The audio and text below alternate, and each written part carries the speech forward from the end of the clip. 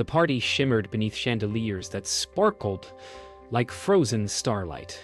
But to Ava, it felt like stepping into someone else's life. Laughter echoed, glasses clinked, and every glance gravitated toward Ethan, the golden cousin whose charm lit up the room. Ava smiled politely, unseen, her quiet achievements drowned beneath the roar of luxury. Yet behind the smile, something flickered, the tension of unspoken truths. Ethan's eyes darted when his phone buzzed, his grin tightening for a heartbeat too long. The family's warmth felt rehearsed, their affection a performance. Ava's pulse quickened as she caught a glimpse of her name on a folded document in Ethan's pocket. A brief flash, then gone. A name that didn't belong there. A warning whispered in her mind. Why would he be carrying that? But before she could ask, Uncle Victor's toast silenced the room. And when the glass shattered afterward, it wasn't just the crystal that broke. Morning light seeps through the blinds as Ava quietly washes dishes, the echoes of last night still replaying in her mind. Her mother hums, avoiding questions. Every family portrait on the wall feels like a reminder of where she stands, on the edge of belonging. Then, the doorbell rings. Ethan's sleek car gleams outside, and he walks in with that effortless confidence, holding a box wrapped in gold paper. A gift, he says, smiling too easily. Inside lies a silver pen engraved with Ava's initials. Her heart stutters. It's identical to one she lost years ago. Just thought you'd like something elegant, Ethan murmurs. But when she catches his reflection in the kitchen window, his grin doesn't reach his eyes. The air thickens with something unspoken. Guilt, perhaps, or warning. King you. Ava sits alone in her small bedroom, the golden pen resting in her palm. Her laptop glows softly, the cursor blinking beside her unfinished research notes on cognitive bias, how people see what they want to believe. She wonders if her family has fallen into that very trap, blinded by Ethan's charm. A notification pings, a bank email, her breath catches, a transaction she doesn't recognize, large, recent, and under her name. Her hands shake. She types Ethan's name into her records, but every trail leads nowhere. Shadows move outside her window, voices whispering in the driveway. She closes the laptop and listens. For the first time, she feels like the experiment herself, caught between truth and illusion. Dinner is quieter than usual. Forks clink against porcelain in awkward rhythm. Uncle Victor's deep voice fills the silence, praising Ethan's business brilliance. Ava nods, keeping her secret close. The memory of that unauthorized transfer gnaws at her. When Ethan meets her eyes, a silent challenge passes between them. You've been quiet, he says, smiling thinly. Everything all right? She forces a nod, just tired. But as the candle flickers, it casts Ethan's face in uneven light, half golden, half shadow. Marisol shifts uneasily, sensing a storm without knowing its cause. For the first time, Ava realizes that silence might be her only weapon. For now, night deepens. Ava walks to the porch, where cool air carries whispers of crickets and memory. She gazes toward Ethan's car parked by the gate, its headlights briefly flashing as if acknowledging her suspicion. Her mother appears behind her, gentle but distant. You know your cousin means well, Marisol says softly. Ava doesn't respond. Her eyes linger on the reflection of stars in the puddles below. Fractured light, broken symmetry. Somewhere inside, her phone vibrates. A message blinks from an unknown number. Don't trust him. Check your signature. Her breath stops. The wind picks up, scattering dry leaves across the porch. In that quiet storm of uncertainty, she feels the first tremor of something deeper. The beginning of truth breaking through the dark. The next morning, the family gathered in the living room as sunlight poured across framed photographs of smiling faces that now felt like lies. Ethan arrived late, phone glued to his ear, voice sharp with impatience. Ava watched from the corner, every instinct whispering that something beneath his polished charm was unraveling. Uncle Victor bragged about new investments. Marisol fussed with teacups. When Ethan ended his call, his expression flickered, guilt masked as irritation. "Just business," he muttered. Ava noted the tension in his jaw, the way his fingers tapped restlessly. Her mind drifted to her research on micro-expressions, how truth leaks through the smallest cracks. She smiled faintly. "Business," she echoed. "Or something else?" The question hung like dust in the light, unseen, but impossible to ignore. Ava lingered by the staircase, phone pressed to her ear as she called the bank again. The voice on the line repeated the same phrase. "We confirmed your authorization, Miss Morales." Her pulse thudded in her temples. She hadn't signed anything. Through the cracked door, she saw Ethan laughing with her uncle. Papers spread on the table, ledgers, contracts, and numbers that blurred together. She snapped a photo silently. Every click of her phone camera felt like rebellion. Her mother's voice called from the kitchen, soft and uncertain, but Ava couldn't answer. The floor creaked. Ethan looked up sharply, eyes meeting hers for an instant too long. That was when she realized. He knew she knew. And the smile that curved on his lips wasn't charm anymore. It was warning. That night, Ava couldn't sleep. Her laptop screen glowed against the darkness as she followed the digital breadcrumbs. Emails, transfers, coded memos. Each link led deeper into Ethan's world of fabricated charity accounts and silent beneficiaries. Her breath fogged the glass when she leaned toward the window, city lights blinking like data points. If bias could blind the brain, she thought, what blinded my family? Downstairs, footsteps creaked. She closed her laptop just as the door opened slightly. Ethan's silhouette appeared outlined in pale blue light. "Working late?" he asked. His tone was soft, but his eyes searched. Ava smiled faintly, her voice steady despite her racing heart. "Always," she whispered. And in that one word, he heard defiance. By morning, the atmosphere had shifted. Ethan's charm felt strained, his jokes falling flat. The family breakfasted in uneasy silence until a knock came at the door. A courier handed Ava a thick envelope. Inside, a legal document, loan approval under her name, bearing her forged signature. Her mother gasped. "This can't be real."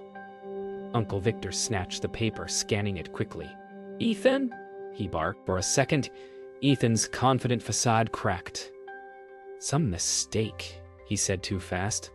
Ava stared at the bold strokes of her fake signature, identical to her handwriting. Every loop perfect. Her mind reeled. Not just at the betrayal, but at the precision.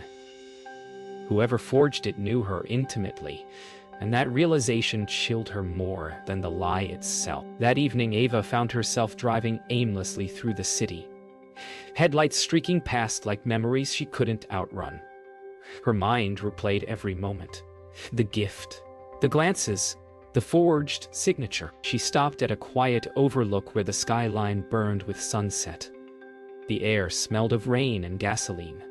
Pulling out her phone, she reread the anonymous message. "Check your signature.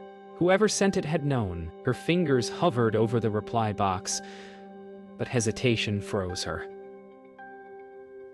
Behind her, a shadow moved near her car. Quick, deliberate, she spun around. No one, only wind. Yet, on the hood of her car lay a manila folder she hadn't noticed before. Inside, a photo of Ethan shaking hands with a stranger in a dark suit. At the bottom, a note. "He's not who you think." The morning news broke like a thunderclap. Ethan Blake, arrested on charges of fraud, embezzlement, and falsified accounts. The family's golden facade shattered in seconds. Cameras flashed outside the Blake estate, reporters shouting his name as police led him away in cuffs. Ava watched it unfold on television, her breath trapped somewhere between vindication and disbelief. Marisol clutched her rosary, whispering prayers that felt too late. Uncle Victor barked orders into the phone, fury and fear colliding in his voice. The world that once revolved around Ethan now tilted off its axis. Ava's reflection on the dark TV screen stared back. Calm, silent, unreadable. Yet, deep down, she knew this wasn't the end. It was only the opening act of something far more dangerous, the truth clawing its way to the surface. By noon, the house was chaos. Reporters at the gate, phones ringing non-stop, relatives calling in disbelief. Marisol sobbed quietly at the kitchen table, muttering that things would work out. Uncle Victor paced, muttering about lawyers and damage control. Ava moved through the noise like a ghost, every shout and whisper bouncing off her calm exterior. Her phone buzzed, a message from an unknown number again. "He used your name for the bail papers." Her chest tightened. She clicked the attached image, a scan of a legal document bearing her forged signature.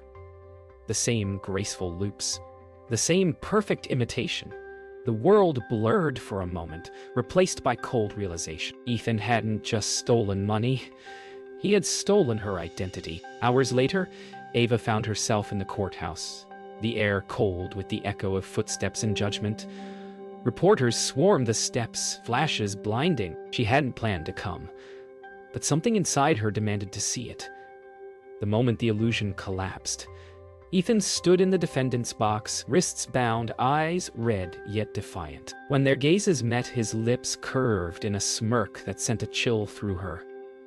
The judge's voice boomed, reading charges that sounded surreal, almost theatrical. Ava's hands trembled as she clutched her bag. Beneath the noise, her phone buzzed again. Another message. "Check the bail record." She slipped out quietly, heart hammering, knowing that the next truth waiting for her would change everything. Ava sat inside her car in the courthouse parking lot, trembling as she scrolled through the bail document on her phone. There it was. Her name, her address, her forged signature authorizing Ethan's release. The words blurred through her tears. Guarantor, Ava Morales. She slammed the steering wheel in disbelief. The same pen that Ethan had given her, that silver pen with her initials, must have been used to copy her writing. The gift had never been a gift. It was a setup. She looked up, spotting Uncle Victor's sleek sedan nearby, him gesturing frantically on a call. She felt suddenly smaller, yet stronger. They had underestimated her too long. Her voice might have been quiet, but it was about to be heard. That night, Ava spread the documents across her desk. The fake signatures, the forged bail papers, the bank transfers. Her laptop screen illuminated a digital labyrinth of deceit. Her mother knocked softly on the door, hesitant. "Ava," she whispered, "what are you doing? Proving I'm not him." Ava replied quietly. She scanned the documents one by one, saving everything to a hidden drive. Each click of the mouse sounded like a heartbeat. Outside, thunder rolled in the distance. Ethan had stolen her name, her reputation, and her peace, but he would not take her truth. She took a deep breath, opened her email, and began drafting a message addressed to the district attorney. "Evidence enclosed," she typed. Her finger hovered over send. Then she pressed it. Rain fell in soft sheets over the courthouse steps as Ava approached the clerk's office, clutching a folder that felt heavier than it should. Her heart beat steadily. Fear and resolve locked in quiet battle. Inside, the fluorescent lights hummed as a clerk scrolled through records. "You're listed as the guarantor for Ethan Blake," the woman said flatly. Ava's stomach twisted. There must be a mistake. But there it was. Her name, signed in perfect imitation. The clerk raised an eyebrow, sympathy flickering. "If it's forged, you'll need evidence." Ava nodded slowly, eyes narrowing. She already had it. Walking out, she glanced toward the lobby where Uncle Victor stood arguing with a lawyer. He didn't notice her, yet, but soon he would. And when that moment came, every truth they'd buried would surface. Ava sat in her car, the rain drumming steady rhythm against the windshield. Her mind replayed every detail. Ethan's smirk, the pen, the signature. She opened the glove box and took out the silver pen, turning it slowly under the streetlight. Inside its metal frame, a faint engraving she hadn't noticed before. Property of B&G Finance. The very company Ethan had defrauded. Her breath caught. This wasn't just sentimental, it was evidence. She placed it in a plastic bag, sealing it like a relic of betrayal. Outside, thunder growled across the sky. She started the engine, her reflection fractured in raindrops. "You left your fingerprints everywhere, Ethan," she whispered, voice trembling not with fear but with fire. "And I'm going to prove it." The following day, Ava arrived at the family home to find tension thicker than the air before a storm. Uncle Victor sat at the head of the dining table, papers spread before him. Marisol hovered near the door, anxious. "You've caused enough embarrassment," Victor barked as Ava entered. "You think you understand business?" She stayed silent, sliding a printed copy of the forged bail document across the table. His expression froze. "Recognize that?" she asked softly. Marisol's breath caught. "Ava!" Victor forced a laugh. "You think this proves anything?"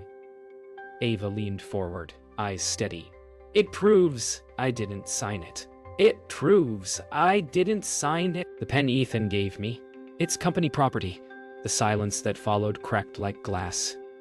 For the first time, Victor didn't look powerful. He looked afraid. That night, Ava met with Detective Lewis in a small downtown cafe, the air thick with the smell of coffee and rain. She handed him the bagged pen, the digital files, and a trembling confession of how her cousin had forged her name. The detective's eyes softened. "You did the right thing," he said. "But you need to be careful. These kinds of people, when cornered, they lash out." Ava nodded, gripping her cup tightly. Outside, the reflection of city lights shimmered across the window. "He used my name to save himself," she whispered. "Now I'll use the truth to save mine." The detective smiled faintly, sliding his card toward her. "We'll be in touch." When Ava left the cafe, the storm had stopped, but the air still hummed with thunder waiting to return. The next morning brought a strange calm. Ava stood on her porch, sipping coffee as sunlight broke through the clouds. Her mother joined her quietly, her face pale but proud. "You were right," Marisol murmured. "I should have listened." Ava smiled faintly, eyes fixed on the horizon. Before she could answer, a black SUV pulled up near the gate. Two officers stepped out, their uniforms crisp, their presence heavy. "Eva Morales?" one asked. Her chest tightened. "Yes." He handed her a summons. "Court testimony in Ethan Blake's trial." Marisol gasped softly. Ava took the envelope, steady hands hiding a trembling heart. She wanted truth, and now it demanded her voice. As the SUV drove away, the wind lifted her hair like a quiet banner of resolve. The storm had shifted, but it wasn't over. The courthouse loomed like a cathedral of truth when Ava stepped inside, clutching her folder of evidence. Every echoing footstep carried the weight of her determination. Detective Lewis nodded at her from the hallway, guiding her toward the evidence room. Inside, rows of numbered boxes lined the shelves, like graves of forgotten secrets. "We found this," he said, pulling out a small black ledger. "Ethan's handwriting, transfers, dates, all matching your forged records." Ava flipped through the pages, her name appearing again and again. Her throat tightened. "He didn't just frame me," she murmured. "He built a world around it." The detective sighed. "And now that world's collapsing."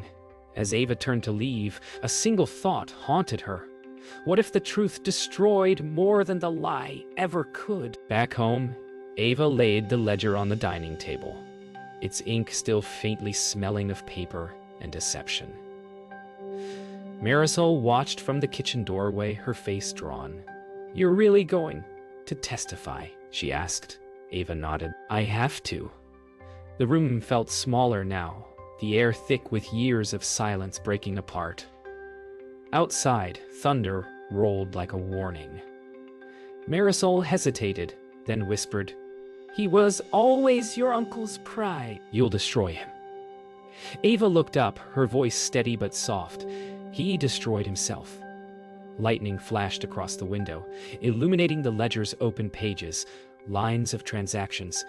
Everyone a lie now, unraveling. Somewhere deep down, Ava knew this wasn't just gist. It was survival. The next day, Ava met with the district attorney's team in a sterile conference room that smelled faintly of coffee and anxiety. Screens displayed financial charts, signatures, and the silver pen under magnification. The prosecutor leaned forward.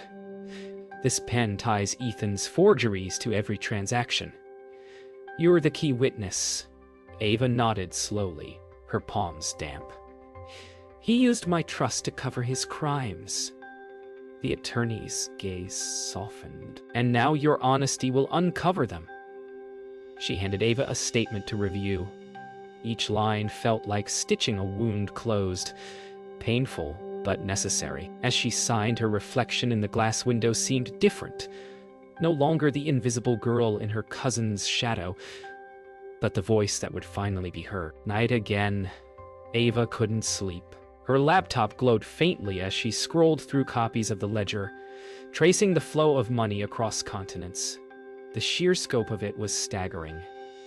Ethan hadn't acted alone. A shadow company, names unfamiliar, had helped him funnel everything. One stood out. V. Blake Holdings. Her uncle? Her hands froze on the keyboard. The truth hit like ice. It wasn't just Ethan. Victor was the architect. The guilt, the pressure, the fury, all suddenly made sense. Her phone buzzed again. A message from an unknown number. "Be careful. He knows you know." Her breath quickened as headlights flashed outside her window. For the first time, she wasn't sure if she was still safe in her own home. The next morning, Ava walked into the police station with the ledger under her arm. Detective Lewis met her halfway, surprise in his eyes. "You should have come alone." She smiled faintly. "I couldn't wait any longer." Together, they entered the interview room where a new team of investigators waited. Ava placed the ledger on the table. "Ethan wasn't the only one," she said quietly. "My uncle was behind everything." The room fell silent. One officer leaned forward. "Are you certain?" Ava nodded. "He built the shell companies. Ethan was just the face." The detective exhaled slowly, then pushed a recorder toward her. "Tell us everything." And as her voice filled the sterile room, Ava felt the weight of generations lifting, truth finally stepping into light. The family mansion no longer gleamed with warmth. Its marble halls felt hollow now, echoes of pride and denial clinging to every corner. Ava stood at the entrance, rainwater dripping from her coat. Across the foyer, Uncle Victor waited, perfectly composed, as if the storm outside hadn't reached him. "You've been busy," he said, voice cold and measured. Ava stepped forward, placing the ledger on the table between them. "It's over," she said softly. "I know everything." His jaw flexed, eyes narrowing. "You think you're saving the family. You're tearing it apart." Ava's voice didn't waver. "You tore it apart when you let greed become your god." For the first time, Victor's mask faltered, the weight of consequence flickering behind his gaze. The silence that followed was louder than thunder. Marisol entered quietly, her eyes darting between her brother and daughter. "What's happening?" she whispered. Ava turned to her, voice trembling but firm. "Mom, he's been helping Ethan all along. The companies, the transfers, they lead back to him." Marisol's face drained of color. "Victor," she whispered, disbelief heavy in her voice. Her brother's expression hardened. "You wouldn't understand," he muttered. "This family was built on sacrifice." Ava stepped closer. "No, it was built on lies." Victor's hand slammed the table. "You don't know what real power costs. Marisol flinched. Ava's eyes, steady as steel, met his. Maybe not, but I know what truth is worth. The chandelier flickered above them, light trembling like the house itself was holding its breath. Police sirens echoed faintly in the distance as the argument grew sharper. Victor paced the floor, his voice rising with desperation. "Everything I did was to protect this family," he spat. "You'd have been nothing without us." Ava's eyes glistened, hurt threading through her composure. "You didn't protect us," she whispered. "You controlled us." He turned, rage flaring in his eyes. "You think truth will save you? It will destroy everything." Ava shook her head slowly. "No, Uncle. It'll finally set us free." The distant sirens grew louder, lights flashing through rain-streaked windows. Victor's gaze shifted to the approaching blue lights, realization dawning that his empire was crumbling in real time. For the first time, he looked small. The door burst open as Detective Lewis entered with 2 officers. "Victor Blake, you're under arrest for conspiracy, money laundering, and fraud." The words sliced through the air like a verdict long overdue. Victor froze, his face collapsing into disbelief. "You can't," he began, but Ava stepped aside as officers cuffed him. "You did this," he hissed at her, his voice cracked and hollow. Ava met his gaze. Eyes stepped. "No, you did." Marisol wept quietly, her hands clasped as though in prayer. As Victor was led out, the house fell silent, except for the soft patter of rain. The man who had once commanded every room was gone, and in his place remained only echoes. Ava exhaled, the first real breath she'd taken in years. Hours later, the mansion stood eerily quiet. Marisol sat on the staircase, hands trembling, as Ava packed a small box of papers and the ledger. "Everything's over," Marisol whispered. Ava paused, glancing at her mother. "No, Mom," she said gently. "It's finally beginning." She looked around at the ornate walls, the fading portraits of family grandeur. Illusions of respectability built on deceit. "They built this house on lies," Ava murmured. "And now it's time to build something honest." Marisol smiled weakly through her tears. As dawn's first light crept through the broken silence, Ava walked out the front door, rain-soaked earth glistening beneath her feet. Behind her, the once mighty house stood still, no longer a monument to power, but to the truth that had torn it open. The courthouse buzzed with subdued chaos on the morning of the verdict.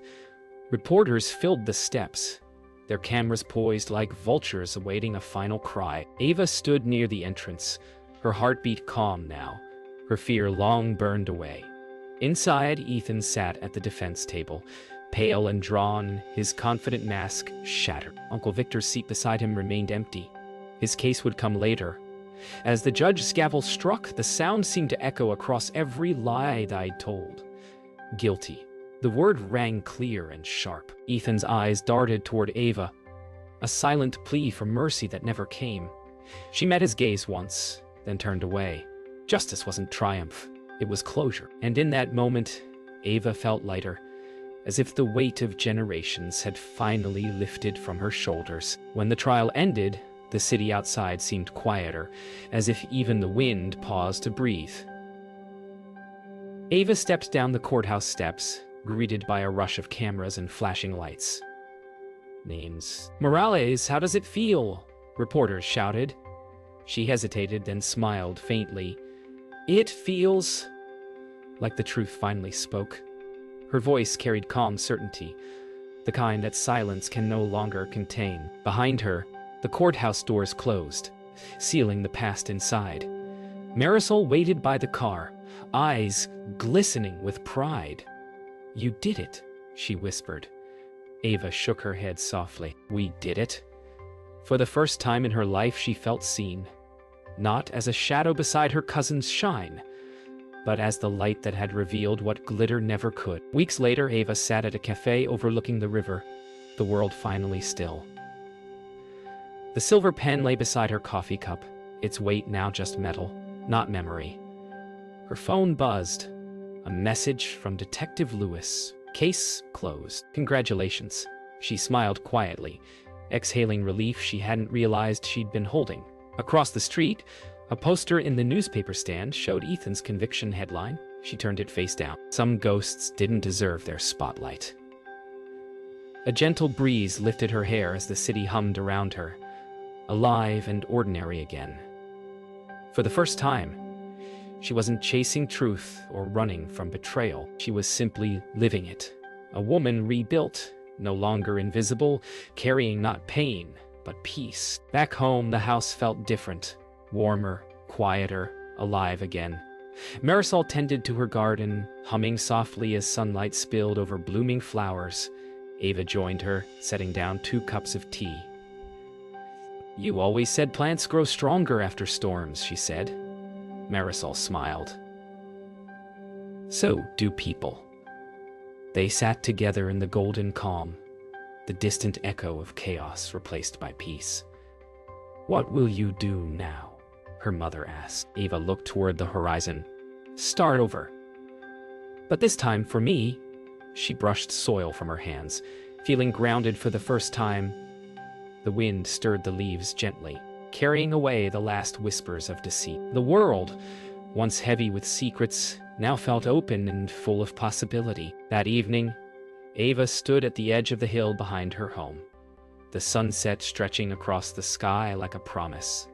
The city glowed below, its lights flickering like new beginnings. She took a deep breath, the air cool and clear. Behind her, the house's windows gleamed softly, no longer shadows of the past, but lanterns of what remained. "We survived," she whispered, her voice carried by the wind. The truth had broken everything, but in the ruins she had found herself. Somewhere out there, the world was still flawed, still unjust, but she had proven that light, even from one quiet soul, could cut through any darkness. She turned toward the horizon and smiled. The storm was gone. The story, finally, was hers.